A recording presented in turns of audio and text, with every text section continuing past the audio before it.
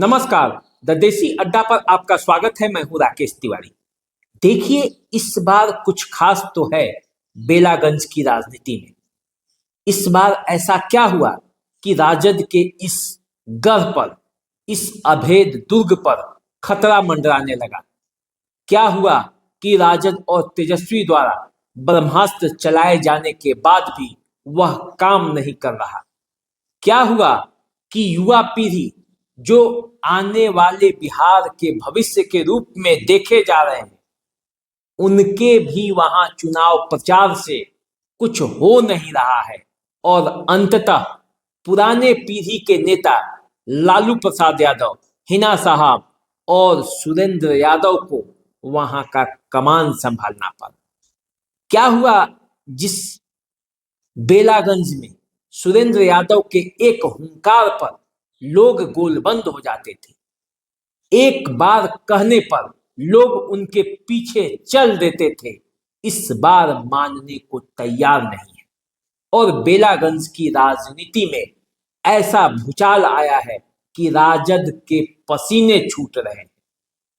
प्रयास ऐसा हो रहा है कि सारे दांव चलकर किसी भी तरह बेलागंज की विरासत को बचा लिया जाए, वरना राजद की राजनीति पर एक प्रश्न चिन्ह लग जाएगा।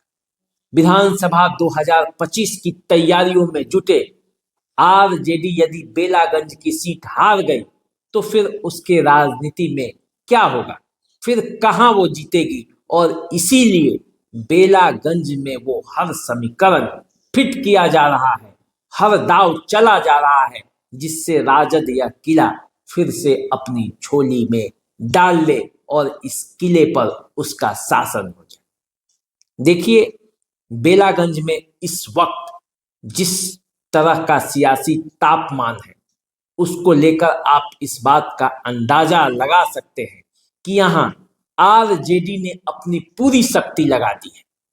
कोई कोर कसर नहीं छोड़ना चाहता। एक भी दाव चलने से पीछे नहीं हट रहा है राजद। देखिए, राजद को जब लगा कि यहां मुसलमानों का वोट गड़बड़ हो सकता है, मुसलमान यहां बदल सकते हैं, तो आरजेडी ने तुरंत अपना तुरुप का इक्का निकाला और ओसामा साहब को बेलागंज भेज दिया।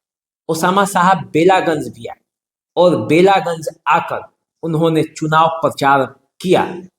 उन्होंने मुस्लिम मतदाताओं से कहा भी कि जो हुआ उसे माफ कीजिए, इस बार विश्वनाथ यादव का समर्थन कीजिए। लेकिन भीड़ से ही आवाज आने लगी, माफी के काबिल नहीं है। और इसके बाद ये अंदाजा लगने लगा कि केवल ओसामा साहब के प्रयासों से ही बेलागंज की सीट सुरक्षित नहीं होगी। यहाँ और भी इक्के लगाने पड़ेंगे, और भी दाव आजमाना पड़ेगा, और भी मुस्लिम वोटों को एकजुट करने के लिए ताकत लगानी पड़ेगी। और इसलिए हिना साहब को भी बेलागंज की चुनावी राजनीति में उतारा गया। पहले तो ऐसा लगा कि ओसामा साहब के जाने से ही मामला फिट हो जाएगा, लेकिन जो वर्षों से मोम जमा हुआ है उसको पिघलने में देरी लगेगी। ओसामा साहब ने जाकर उस मोमबत्ती में माचिस तो जरूर मारी है, पिघलना शुरू हुआ है, लेकिन पूर्ण रूप से नहीं पिघला है, अभी मोम जमा हुआ है। और इसीलिए हिना साहब को वहां जाना पड़ा। देखिए, बेलागंज में 3 प्रत्याशी चुनावी मैदान में। आरजेडी के तरफ से सुरेंद्र यादव के बेटे विश्वनाथ यादव चुनावी मैदान में है। जनता दल यूनाइटेड से मनोरमा देवी चुनावी मैदान में है। और जो जन सुराज है उससे अमजद मुखिया चुनावी मैदान में है। अमजद मुखिया के चुनावी मैदान में उतरने से ही बहुत सारे खेल इधर से उधर हो गए हैं, और तभी राजद को यहाँ इतनी मशक्कत करनी पड़ रही है। देखिए, असली खेल क्या है? असली खेल ये है कि 2 यादव यहाँ से चुनावी मैदान में है, विश्वनाथ यादव और मनोरमा देवी, दोनों एक से एक बाहुबली परिवार के। सुरेंद्र यादव को आप जानते ही हैं, बेलागंज से 7 बार के विधायक हैं। अभी जहानाबाद से वो सांसद है, केंद्र में भी मंत्री रह चुके हैं। सुरेंद्र यादव का अपना दबदबा है, और उस दबदबे को सब कोई जानता है। लेकिन मनोरमा देवी, उनकी भी एक राजनीतिक विरासत है। बिंदी यादव की पत्नी है। बिंदी यादव तो अब इस दुनिया में नहीं है, लेकिन उनके बेटे रॉकी यादव हैं। और रॉकी यादव पूरा गया इलाके में बालू और गिट्टी का साम्राज्य संभालते हैं। ये साम्राज्य उनके पिता का ही बनाया हुआ है और अपने पिता की विरासत को वो संभाल रहे हैं।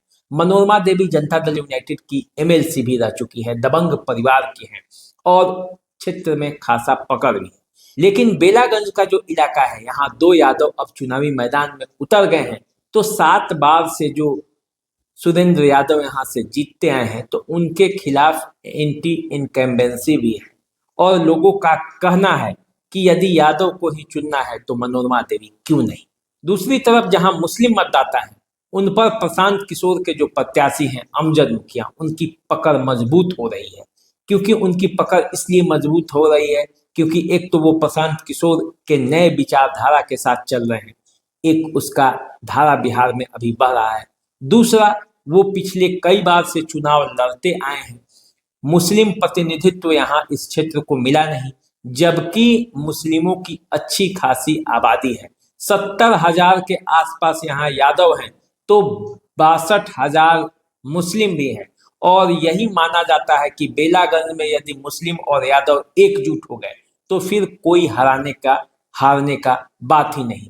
लेकिन क्या आरजेडी से इस बार मुस्लिम और यादव एकजुट नहीं है? और इसीलिए तेजस्वी यादव, मुकेश सहनी और सबके बार बार कार्यक्रम के बावजूद यहाँ वो एकजुटता नहीं आ रही है और इसीलिए अब लालू यादव, हिना साहब और सुरेंद्र यादव को खुद बेलागंज में कमान संभालना पड़ा है।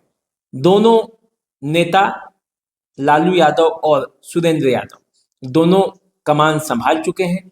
हिना साहब भी आई हैं और हिना साहब भी मुसलमानों को मनाने में जुटी हुई हैं, उन मतदाताओं को मनाने में जुटी हुई हैं जो किसी न किसी कारण से सुरेंद्र यादव के खिलाफ हैं। बेलागंज में हिना साहब, ओसामा साहब का भी इज्जत अब दांव पर लग गया है, क्योंकि यहाँ वो दोनों आकर चुनाव प्रचार कर रहे हैं और विश्वनाथ यादव को जिताने की अपील कर रहे हैं। अगर इस क्षेत्र में मुस्लिम मतदाता एकजुट होकर विश्वनाथ यादव के पक्ष में नहीं आए तो समीकरण यहाँ कुछ भी हो सकता है, चुनाव परिणाम कुछ भी हो सकता है। और ऐसे में जब पूरी शक्ति लगाने के बावजूद आरजेडी यदि यहाँ से नहीं जीतती है तो ये उसके लिए भी एक प्रश्न चिन्ह है, क्योंकि 2005 के बाद जनता दल यूनाइटेड यहाँ कई बार प्रयास किया, नेता बदले, प्रत्याशी बदले, सब बदले, हर दाव आजमाया, लेकिन जीत नहीं पाई। सुरेंद्र यादव का ये वो इलाका है, वो अवैध दुर्ग है जिसको कोई हिला नहीं पाता है और इसी का नतीजा है कि वो 7 बार यहाँ से विधायक रहे हैं। अब 8वीं बार उनके बेटे के लिए प्रयास हो रहा है कि उनके बेटे भी जीत जाएं। लेकिन क्षेत्र के लोगों का यही कहना है, जो यादव मतदाता है, जो सुरेंद्र यादव से जिनकी नाराजगी है, उनका कहना है कि यदि 7 बार वो विधायक रहे हैं, वो खुद सांसद हैं, तो दूसरे को भी तो मौका देना चाहिए। जो पिछले कई वर्षों से उनके पीछे घूम रहे हैं, उनको भी तो मौका मिलना चाहिए।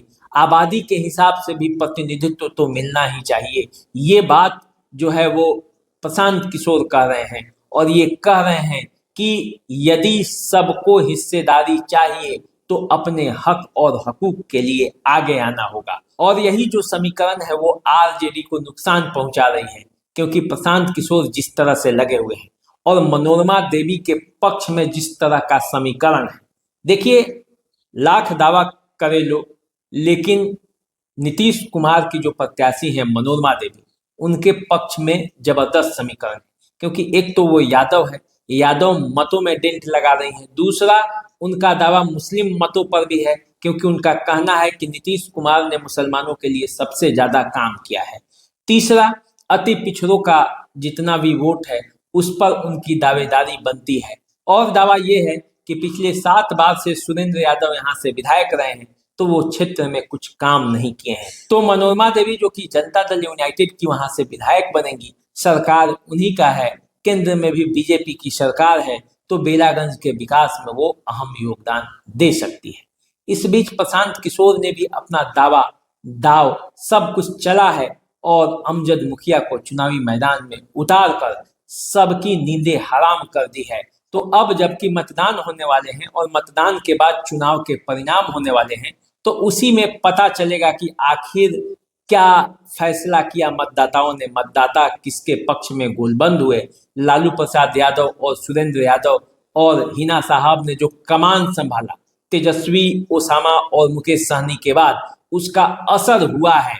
क्योंकि असर होगा तो आरजेडी जीत जाएगी, असर नहीं होगा तो आरजेडी हार जाएगी। तो अब देखना है चुनाव परिणाम क्या कहते हैं और बेलागंज की राजनीति कहां जाती है। अभी दीजिए इजाजत, चैनल को सब्सक्राइब कर लीजिए। नमस्कार।